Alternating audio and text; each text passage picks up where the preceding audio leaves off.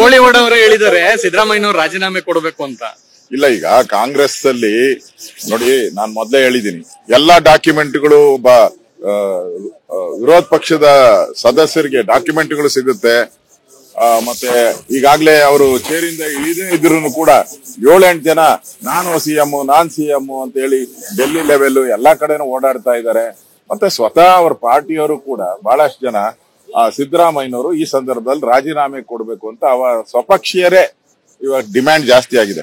ಇನ್ನೊಂದ್ ಸ್ವಲ್ಪ ದಿನ ಹೋದ್ರೆ ಅವ್ರ ಪಾರ್ಟಿಯಲ್ಲೇ ದೊಡ್ಡ ದಂಗೆ ಎದ್ದೊಳ್ತದೆ ಸಿದ್ದರಾಮಯ್ಯನವರ ರಾಜೀನಾಮೆಗೆ. ಅದಕ್ಕೆ ಮುಂಚೆ ರಾಜೀನಾಮೆ ಕೊಡೋದು ಒಳ್ಳೇದು. ಅಂದ್ರೆ ಮುಖ್ಯಮಂತ್ರಿಗಳ ಫೈಟ್ ಜಾಸ್ತಿ ಆಗುತ್ತೆ ಸರ್. ಮುಖ್ಯಮಂತ್ರಿಗಳ ಫೈಟ್ ಜಾಸ್ತಿ ಆಗುತ್ತೆ 100%. ಡೌಟೇ ಇಲ್ಲ. ಅವ್ರ ಪಾರ್ಟಿಯಲ್ಲೇ ದೊಡ್ಡ ದಂಗೆ ಹೇಳ್ತೈತೆ. ಈಗಾಗಲೇ ಉಪಮುಖ್ಯಮಂತ್ರಿಗಳು ಮುಖ್ಯಮಂತ್ರಿಗಳ ಮಧ್ಯೆ ಮೊದಲಿಂದಾನು ದೊಡ್ಡ ಕಂದಕ ಇದೆ. ಈಗಾಗಲೇ 6-7 ಜನ ಮಂತ್ರಿಗಳು ಕೂಡ ಟವಲ್ ಹಾಕ್ಬಿಟ್ಟಿದ್ದಾರೆ. ಈಗ 100% ಕಾಂಗ್ರೆಸ್ ಅಲ್ಲಿ ಒಂದು ದೊಡ್ಡ ಗೊಂದಲ ಶುರುವಾಗ್ತತೆ, ಭಿನ್ನಮತ ಶುರುವಾಗ್ತತೆ. MLAಗಳು ಇನ್ಮೇಲೆ ಅಲ್ಲಲ್ಲಿ ಮೀಟಿಂಗ್ಗಳು ಮಾಡಿ ಯಾರು ಮುಖ್ಯಮಂತ್ರಿ ಆಗ್ಬೇಕು ಅನ್ನೋದು ಇನ್ನು ಮೀಟಿಂಗ್ಗಳು ಶುರು ಆಗ್ತದೆ, ಈಟಿಂಗ್ಗಳು ಶುರು ಆಗ್ತದೆ.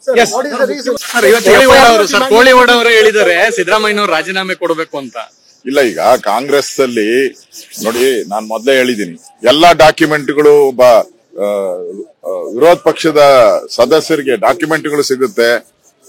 ಮತ್ತೆ ಈಗಾಗಲೇ ಅವರು ಚೇರಿಂದ ಇಳಿದೇ ಇದ್ರು ಕೂಡ 7-8 ಜನ ನಾನು ಸಿಎಂ ಅಂತ ಹೇಳಿ ಡೆಲ್ಲಿ ಲೆವೆಲ್ ಎಲ್ಲಾ ಕಡೆನೂ ಓಡಾಡ್ತಾ ಇದ್ದಾರೆ. ಮತ್ತೆ ಸ್ವತಃ ಅವ್ರ ಪಾರ್ಟಿಯವರು ಕೂಡ ಬಹಳಷ್ಟು ಜನ ಸಿದ್ದರಾಮಯ್ಯನವರು ಈ ಸಂದರ್ಭದಲ್ಲಿ ರಾಜೀನಾಮೆ ಕೊಡಬೇಕು ಅಂತ ಸ್ವಪಕ್ಷೀಯರೇ ಇವಾಗ ಡಿಮ್ಯಾಂಡ್ ಜಾಸ್ತಿ ಆಗಿದೆ. ಇನ್ನೊಂದ್ ಸ್ವಲ್ಪ ದಿನ ಹೋದ್ರೆ ಅವ್ರ ಪಾರ್ಟಿಯಲ್ಲೇ ದೊಡ್ಡ ದಂಗೆ ಎದ್ದೊಳ್ತದೆ ಸಿದ್ದರಾಮಯ್ಯನವರ ರಾಜೀನಾಮೆಗೆ. ಅದಕ್ಕೆ ಮುಂಚೆ ರಾಜೀನಾಮೆ ಕೊಡೋದು ಒಳ್ಳೇದು. ಅಂದ್ರೆ ಮುಖ್ಯಮಂತ್ರಿಗಳ ಫೈಟ್ ಜಾಸ್ತಿ ಆಗುತ್ತೆ ಸರ್. ಮುಖ್ಯಮಂತ್ರಿಗಳ ಫೈಟ್ ಜಾಸ್ತಿ ಆಗುತ್ತೆ 100%. ಡೌಟೇ ಇಲ್ಲ. ಅವ್ರ ಪಾರ್ಟಿಯಲ್ಲೇ ದೊಡ್ಡ ದಂಗೆ ಹೇಳ್ತೈತೆ. ಈಗಾಗಲೇ ಉಪಮುಖ್ಯಮಂತ್ರಿಗಳು ಮುಖ್ಯಮಂತ್ರಿಗಳ ಮಧ್ಯೆ ಮೊದಲಿಂದಾನು ದೊಡ್ಡ ಕಂದಕ ಇದೆ. ಈಗಾಗಲೇ 6-7 ಜನ ಮಂತ್ರಿಗಳು ಕೂಡ ಟವಲ್ ಹಾಕ್ಬಿಟ್ಟಿದ್ದಾರೆ. ಈಗ 100% ಕಾಂಗ್ರೆಸ್ ಅಲ್ಲಿ ಒಂದು ದೊಡ್ಡ ಗೊಂದಲ ಶುರುವಾಗ್ತತೆ, ಭಿನ್ನಮತ ಶುರುವಾಗ್ತತೆ. MLAಗಳು ಇನ್ಮೇಲೆ ಅಲ್ಲಲ್ಲಿ ಮೀಟಿಂಗ್ಗಳು ಮಾಡಿ ಯಾರು ಮುಖ್ಯಮಂತ್ರಿ ಆಗ್ಬೇಕು ಅನ್ನೋದು ಇನ್ನು ಮೀಟಿಂಗ್ಗಳು ಶುರು ಆಗ್ತದೆ, ಈಟಿಂಗ್ಗಳು ಶುರು ಆಗ್ತದೆ.